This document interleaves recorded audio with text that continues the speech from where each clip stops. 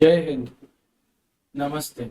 In line with my introductory video, welcome to the first episode of Corpus.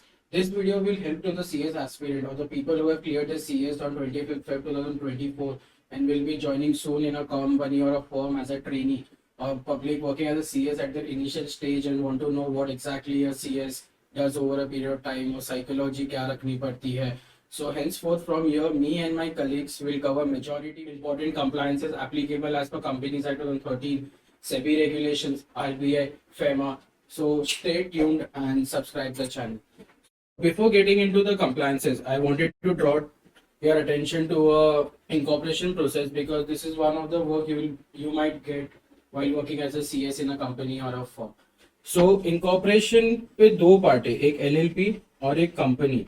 So my main focus would be on company in this video.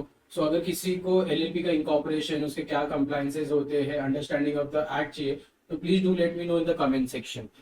Coming back, so आपको अगर पता होगा तो spice plus form deals with your incorporation process, right. तो वो दो part में divided है, एक part A and part B. Part A में है run application wherein your company of the name is reserve, right. And part B है, part B में वो चार फर्दर डिवाइडेड है. एक INC 9 है, that is declaration from the directors है. Agile Pro facilitates various registration under act, like for example Employee State Insurance Act, Employee Provident Fund, Stop and Establishment Act, GST Act, opening a bank account. INC 33 deals with your MOA and INC 34 deals with your AOA. But अगर आपकी OPC आप incorporate कर रहे हो तो एक और additional compliance है, वो है INC 4 that deals with your nominee declaration. तो my major reason of telling you of this incorporation process, एक तो ये कि एक जनरल ओवरव्यू मैं आपको दूं. दूसरा, अब ये फॉर्म में क्या क्या डॉक्यूमेंट्स लगते हैं, क्या इन्फॉर्मेशन जाते हैं, वो आपके इंस्ट्रक्शन किट में लिखे हुए जो मेरे प्रेजेंटेशन से अटैच है, that you might get after filling the form given the link. So मुझे दो प्रैक्टिकल इंसाइट मुझे शेयर करनी, वो है कि अगर मैं सेक्शन 187 से अगर मैं रूट कर रहा हूँ इनकॉर्पोरेशन होली ओन सब्सिडरी का, तो क्या करना रहता है. तो जनरली क्या होता है कि अगर आपकी फॉर एग्जांपल WOS आप इनकॉर्पोरेट कर रहे हो ऑफ अ पब्लिक नेचर, तो हमको ये पता है कि मिनिमम आपको 7 शेयर होल्डर रखने पड़ते हैं. तो उसमें से एक तो होल्डिंग होगा, ऑब्वियस सी बात है. बट बाकी की 6 के लिए आप ढूंढोगे ना कि आपके शेयर होल्डर कौन बनेंगे कंपनी के. सो 187 क्या कहता है कि आप एक नॉमिनी अपॉइंट कर सकते हो. तो मतलब आपकी जो इंटरनल एम्प्लॉयज है उनको आप एक एक शेयर करके 6 इंटरनल एम्प्लॉयज को आप रेडी कर दो, उनको एक एक शेयर अलॉट कर दो, राइट. और आप वो 7 का जो प्रिस्क्राइब लिमिट है आप वो फुलफिल कर पाओगे. बट अगर आप ये अब कर रहे हो तो मेक श्योर कि आप MGT 6 फाइल करो विद इन 30 डेज, जो कहता है declaration of a registered owner that in are case is the nominee, कि इसके नाम पे शेयर रजिस्टर्ड है, बट उसका जो बेनिफिशियल ओनर है वो तो होल्डिंग कंपनी है. तो इसमें आपके दो डिक्लेरेशन जाते हैं, MGT 4 जाता है और MGT 5 जाता है. MGT 4 declaration of registered owner है और MGT 5 is declaration of your beneficial owner. But please don't get confused with your section 90 that says about significant beneficial owner, जो अभी recently MCA has issued circular on it. So please read section 89 and section 90 to know the difference. Second important चीज जो मुझे highlight करनी थी वो है date of incorporation. Because rules कहता है कि अगर आपकी कोई कंपनी 1 जैन के बाद इनकॉर्पोरेट हुई, फॉर एग्जांपल अगर मेरी कंपनी 6 जैन 2024 को इनकॉर्पोरेट हुई, तो मेरा फाइनेंशियल ईयर सब्सिक्वेंट मार्च तक चलेगा, जैसे जनवरी 2024 से मार्च 2025. और अगर मेरी कोई कंपनी नवंबर या दिसंबर में इनकॉर्पोरेट होता है बिफोर योर 1 जनवरी, तो आपकी फाइनेंशियल रहेगी मार्च सब्सिक्वेंट ईयर. जैसे फॉर एग्जांपल नवंबर 2023 में मेरी कंपनी इनकॉर्पोरेट है, तो मेरा फाइनेंशियल रहेगा नवंबर 2023 से मार्च 2024. अब let's assume company is incorporated, right, whether it's a public और private. Apart from the basic requirement जो आप एक stamp papers, right, stamp duty और जो आप पे करते हो, एक कंपनी का लेटर है, statutory register. Apart from that first जो कंप्लायंस आपको आएगा वो है to call a board meeting within 30 days. अब क्या एजेंडा लेने पड़ते, that is given in SS1. अब SS1 से याद आया, recently ICS also issued a revised guideline for SS1 in SS2, that is procedure for the board meeting in AGM. सो आप जब कंपनी या फर्म में एज अ ट्रेनिंग ज्वाइन होते हो राइट। सो मेक श्योर कि आप ये SS1 SS2 रीड करो, रिवाइज वाला। और आपके बेनिफिट के लिए मैंने कंपैरेटिव एनालिसिस दिया है अलॉन्ग विथ माय प्रेजेंटेशन, जो आपको बताएगा कि पहले SS1 में क्या था और अभी रिवाइज में क्या है। तो make sure you go through that SS1 and SS2, और क्या पता आपका एम्प्लॉयर इंप्रेस हो जाए, यू नेवर नो। अब जब आप SS1 के एजेंडा देखोगे ना, तो उसमें आपको एक आएगा disclosure of interest by directors.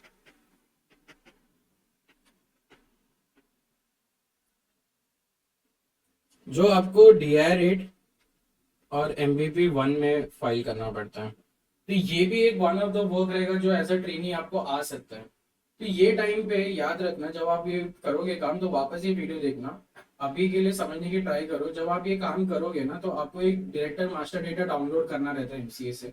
तो मास्टर डेटा में दो डेट्स दिखेंगे आपको, एक होगा डेट ऑफ ओरिजिनल अपॉइंटमेंट और एक करंट डेजिग्नेशन डेट रहेगा। तो DI-8 में आपको ओरिजिनल डेट लिखना पड़ता है और MVP1 में आपको करंट डेट डेजिग्नेशन का डेट लिखना पड़ता है। ये एक आपको डिफरेंस समझा। दूसरा डिफरेंस ये है कि DI-8 में आपको अगर कोई डायरेक्टर, जैसे आप समझ लो 1 अप्रैल 2024 में बना रहे उसको DI-8 को, तो उसके लास्ट 3 इयर्स में अगर डायरेक्टर सीज होता है, राइट, तो वो इंफॉर्मेशन भी आएगा DI-8 में, बट वो MVP1 में नहीं आएगा। ये एक सेकेंड डिफरेंस। दूसरा, MVP1 में अपार्ट फ्रॉम कंपनीज आपको LLP, एसोसिएशन ऑफ इंडिविजुअल, ठीक है, body corporates along with share holding, ये सब डिस्क्लोज करना पड़ता है। बट ये सब आपको DI-8 में नहीं करना पड़ता है। DI-8 में आपको खाली कंपनीज इंक्लूड करनी रहती है। इतना आपको बेसिक डिफरेंस समझा। चौथा आपको वो है कॉमन, कि दोनों फॉर्म में अमालगेटेड कंपनीज और स्ट्राइक ऑफ वाली कंपनीज इंक्लूड नहीं होती। सो ये एक मुझे ऐसे लगा, जो एक ट्रेनी या एज अ CA जब वो स्टार्ट करेगा काम करने, तो ये एक डाउट आ सकता है, एंड दैट्स द रीजन मैंने ये डिस्कस किया। तो अभी आप ये समझ लो, आपके SS1 के हिसाब से आपने एजेंडाज ले लिए, राइट। अब उसमें एक और रहेगा ऑडिटर अपॉइंटमेंट, वही आपका सेकंड कंप्लायंस होगा। वो ये है कि आपको ऑडिटर अपॉइंट करना पड़ता है।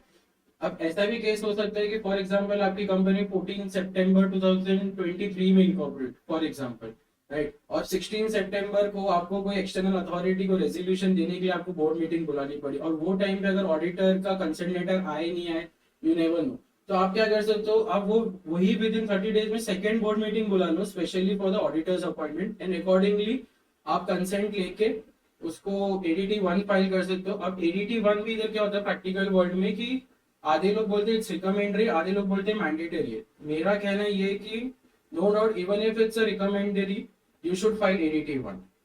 तो आपका ये दो कंप्लायंस होता है इंपॉर्टेंट आफ्टर इनकॉर्पोरेशन। थर्ड आपका होता है SH1, जो आपको विद इन 60 डेज आपको देना पड़ता है subscriber to the memorandum, right. So along with the stamp duty payment जो आपको एक आपका एम्प्लॉयर बताएगा। एक और चीज याद रखना कि रिसेंट सर्कुलर जो MCA सेबी का आया है, तो वो इन लाइन है to curb the further issue of physical shares and facilitate the conversion of existing physical shares to the demat shares, right? So मेरा मानना यही है कि अभी से जो भी कंपनी इंकॉर्पोरेट हुआ है as a CS, please make sure कि आपके जो शेयर्स है वो डीमैट में ही कन्वर्ट हो। नो डाउट प्राइवेट कंपनी को एग्जाम है टिल 30 सितंबर 2024 और स्मॉल कंपनी को एग्जाम है, बट आगे जाके ये कंपनीज भी आ सकती है परिधि के अंदर। सो मेक श्योर कि आप डीमैट शेयर इश्यूज करो। SH1 होने के बाद आपका फोर्थ कंप्लायंस होता है INC-20A, that deals with the commencement of business, जो आपको 180 days from the date of incorporation file करने पड़ते हैं, that is 6 month. Don't wait for that 6 month, because आपका जो नेचर ऑफ बिजनेस, जो आपका कमर्शियल प्रोडक्शन है, ऑपरेशन है, आप तभी स्टार्ट कर सकते हो जब आपका ये INC-20A फॉर्म फाइल होगा। सो इसके दो अटैचमेंट्स होते हैं, एक होते हैं photo of registered office along with the director, one of the director, और दूसरा होता है आपका बैंक स्टेटमेंट जिसमें एविडेंस होता है कि आपका जो सब्सक्राइब अमाउंट है वो आपने रिसीव किया है। तो जो SH1 है INC-20 है, वो साथ ही साथ खत्म करने की कोशिश करो। अब अभी तक आपको ये समझा, आपको ये चार कंप्लायंस करना है, बोर्ड मीटिंग, ऑडिटर्स अपॉइंट हो गया, SH1 हो गया, INC-20A हो गया। अभी आपका जैसे अपन ने जो एग्जांपल लिया है कि मैं 6 जन 2024 को मेरी कंपनी इनकॉर्पोरेट हुई, तो मुझे ये ईयर में AGM करना है क्या? नहीं। रूल कहता है कि अगर आपका जो फाइनेंशियल ईयर एंड हो रहा है, जो हमारा 31 मार्च 2025 है, उससे आप 9 महीने के अंदर अगर कॉल कर लिया तो आपको AGM आपकी ईयर ऑफ इनकॉर्पोरेशन हेल्ड करने की जरूरत नहीं है। तो AGM का जनरल कंप्लायंस तो आपको पता रहेगा कि 9 महीने में कॉल करना पड़ता है, 6 मंथ आपका सब्सिक्वेंट होता है, दोनों केस में 15 मंथ्स का गैप होता है, 3 मंथ्स का आपका एक्सटर्नल टाइम मिलता है, but that is not available to first AGM. So ये सब तो एक बेसिक कंप्लायंस सेक्शन में है। मुझे जो हाईलाइट करना वो ये था कि जो टॉप 100 लिस्टेड एंटिटीज होती है, राइट, बाय मार्केट कैपिटलाइजेशन, उनको with in 5 months from the end of financial year करना पड़ता है। तो अभी एज ऑफ नाउ जो टॉप 100 कंपनीज होगी इंडिया में, वो अपने एनुअल रिपोर्ट प्रिपरेशन में लगी होगी। एंड यही बेनिफिट के लिए जो सीएस काम कर रही है सब कंपनी, उनके बेनिफिट के लिए मेरा जो थर्ड वीडियो एपिसोड होगा कॉर्पस का, वो deals with the AGM compliances pre and post, क्या क्या चीजों का ध्यान रखना पड़ता है। तो तब तक प्लीज स्टे ट्यून्ड अगर आप वो कंपनीज में काम करते हो, राइट। अब आपका एजीएम हो गया, एजीएम में बात हो गई है। अभी नेक्स्ट आपका होता है कि बोर्ड मीटिंग। बोर्ड मीटिंग आपको पता रहेगा मिनिमम आपको 4 हेल्ड करनी पड़ती है, 120 डेज से एक्सीड नहीं होनी पड़ती है। बट मेरा पॉइंट इधर डिस्कशन है कि कोरम, अभी जैसे कंपनीज एक्ट के हिसाब से आपका है 1/3 और 2, right, but for top 1000 and 2000 it's 1/3 और 3, including one independent, at least one independent director. तो ये जब आप टॉप 1000 2000 जब आपको समझेगा रे, मतलब अपार्ट फ्रॉम कंपनीज एक्ट भी क्या है, तो मेरा जो सेकेंड एपिसोड होगा कॉर्पस का, उसमें मैं आपको सभी एलओडीआर कंप्लायंसेस से गो थ्रू करवाऊंगा। तो ये फर्स्ट और सेकेंड वीडियो अगर आपने देखा और आगे की जितने वीडियो देखोगे ना, मैं गारंटी देता हूँ आप एक बहुत तगड़ा सीएस बन के काम करोगे, और वो ऑर्डिनरी सीएस की तरह काम नहीं करोगे। कमिंग बैक, तो आपका अभी ये कोरम है, अगर आपको ये भी पता लगेगा सेक्शन 8 में भी अलग सा कोरम है जो सेक्शन में दिया हुआ है। सो आपका बोर्ड मीटिंग हो गया, एजीएम हो गए, आपके 4 स्टार्टिंग के कंप्लायंस हो गए। अब क्या, जो रेगुलर कंप्लायंस होते हैं जैसे डीपीटी 3, अब डीपीटी 3 भी ऑडिटेड फाइनेंशियल स्टेटमेंट में भरा जाता है। तो मतलब आपका ईयर ऑफ इनकॉर्पोरेशन वाले में तो आएगा नहीं ये डीपीटी 3, तो आपका जब साल खत्म हो जाएगा तो बिफोर 30 जून आपको डीपीटी 3 फाइल करना पड़ता है।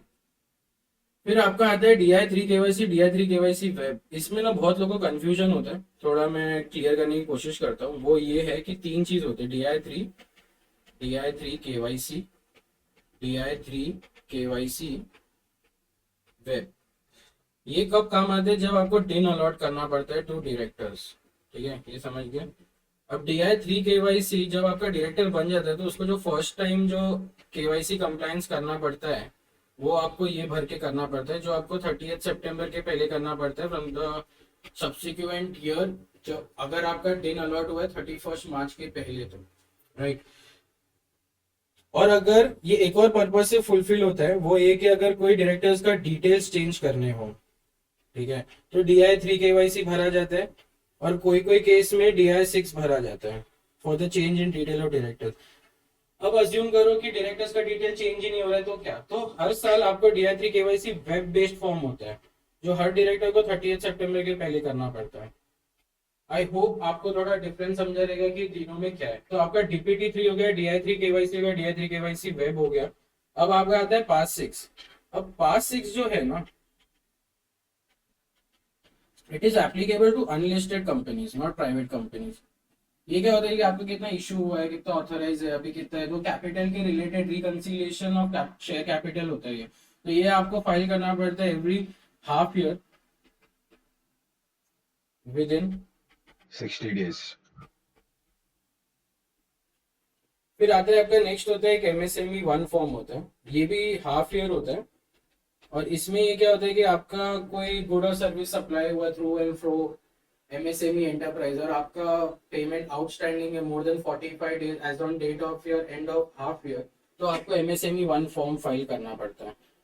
तो I hope you got an overview कि आपको बोर्ड मीटिंग बुलानी है, ऑडिटर्स अपॉइंट करने हैं, SH1 करना है, INC 20A करना है, AGM के क्या जनरल कंप्लायंसेस है इंक्लूडिंग टॉप 100 का, बोर्ड मीटिंग बुलानी है, कोरम का ध्यान रखना है, ठीक है, DPT 3 फाइल करना है, DI 3 केवाईसी करना है, DI 3 केवाईसी वेब करना है, पास 6 हो गया, MSME 1 हो गया। अब MGT 14, अब MGT 14 में भी एक इंटरेस्टिंग चीज क्या है ना, ये भी प्राइवेट और IFSC को एग्जेम्प्ट है। एग्जेम्प्ट पूरा नहीं है, एग्जेम्प्ट बस इतना है कि अगर कोई रेजोल्यूशन 179(3) के तहत में कुछ पास होता है तो उसके लिए MGT 14 फाइल नहीं करनी है, और पब्लिक कंपनी को बट ये फाइल करनी पड़ती है। राइट, सो ऐसे काफी सारे एग्जामिशंस अवेलेबल ये दोनों आईएफएससी और प्राइवेट कंपनीज को, जो मेरे प्रेजेंटेशन में इंक्लूडेड है. तो I hope at the end of this video एक लिंक दिया है, please fill in the link and get the access to the document and presentation. I hope जो भी सीएस प्रोफेशनल्स है जो काम करना स्टार्ट करेंगे, एक आपको एक जनरल साइकोलॉजी पता रहेगी कि मुझे पोस्ट इनकॉर्पोरेशन कंप्लायंस से लेकर जनरल कंप्लायंसेस जो कंपनीज एक्ट से एप्लीकेबल है वो कैसे फुलफिल करना है. तो आपको इसके ही रिलेटेड पहले पहले आपको काम करने आएगा. अपार्ट फ्रॉम कोई सेक्टर स्पेसिफिक कंप्लायंसेस होगा तो वो डिपेंड करते हैं कि आप कौन सी कंपनी के लिए काम करते हो. इसके अलावा मुझे एक और एग्जांपल देना है कि कैसा देखा जाता है to a issued and authorise capital. जैसे for example at the time of incorporation, ठीक है, at the time of incorporation मेरा ऑथराइज कैपिटल 1 CR था और इशूड कैपिटल भी 1 CR था. अब अगर company is planning to issue an capital तो इसको ऑब्वियसली बात है कि ऑथराइज कैपिटल बनाना पड़ेगा. तो ये पूरा प्रोसेस खत्म करने के लिए ना वो SH7 होता है, जो मैं नहीं पढ़ा रहा इधर, वो आपको इंस्ट्रक्शन किट में पता चल जाएगा. वो कुछ ऐसा बड़ा वो रॉकेट साइंस नहीं है. मेरा पॉइंट ऑफ डिस्कशन इधर ये है कि फॉर एग्जांपल मेरा अभी ऑथोराइज एंड इशूड 450 करोड़ हो गया. अब क्या इसको आप कैसे देखोगे? अभी अगर आपने जब कंपनीज एक्ट पढ़ रहे रहोगे तब आपको पता चलेगा ऐसे बहुत सारे सेक्शन में जो ट्रिगर होता है आफ्टर क्रॉसिंग द लिमिट्स. तो अगर आज मेरे एग्जांपल के हिसाब से अगर मेरा issued capital paid up capital मेरा 450 करोड़ से, तो क्या, तो मुझे क्या क्या एप्लीकेबल हो गए? तो अगर आईडी का अगर आप डेफिनेशन देखो रूल 4, तो वो आपका क्रॉस हो रहा है. वही सेम रूल एसी और एनआरसी ऑडिट कमेटी एनआरसी को एप्लीकेबल है तो वो भी आपका फुलफिल हो रहा है. सेक्रेटरी ऑडिटर का अगर आपको लिमिट याद रहेगा तो वो भी आपका एप्लीकेबल हो रहा है. इंटरनल ऑडिटर, आपकी कंपनी को कॉस्ट ऑडिटर की जरूरत है तो आपका कॉस्ट ऑडिटर भी आ जाएगा. उसके अलावा अगर 10 करोड़ से एक्सीड हो रहा है तो आपको फुल टाइम KMP रखना पड़ता है, CS CEO CEO. और CEO के बदले फुल टाइम डायरेक्टर मैनेजर और MD अगर अपॉइंट हो रहा है तो उसके लिए आपको MR1 फॉर्म फाइल करना पड़ता है. राइट, फिर उसके अगेंस्ट आपको ये देखना है कि मेरा CSR का एप्लीकेबिलिटी है कि नहीं. तो ये सब के रिगार्डिंग का जो फॉर्म्स रहेगा और उसके ऑडिट रिपोर्ट्स रहेंगे तो वो सब भी आपकी कंप्लायंस बन जाएगी. तो आपको समझा लाइक कैसे देखा जाता है वो चीजों को. तो क्या है, ये एक स्टार्ट है. धीरे धीरे जैसे जैसे वीडियोस आएंगे आपको और डीप में लेके जाऊंगा कि और कैसे सेबी कंप्लायंसेस को देखा जाता है, कैसे नहीं देखा जाता है. तो I want to conclude this first episode. Like, I hope, assuming that I could help you giving a different perspective on the same aspect or same provisions of Companies Act in a dot connecting manner. And to access my presentations, documents, exemption list, please fill the link given in the end of this video so that you get access to such documents. And I request all the members to communicate and share this video within the community so that no CS faces the challenges when he starts working. Because according to me, disseminating knowledge is a basic human duty that I'm fulfilling and sharing with you all so that you all can benefit from it. So, Jai Hind, Namaste.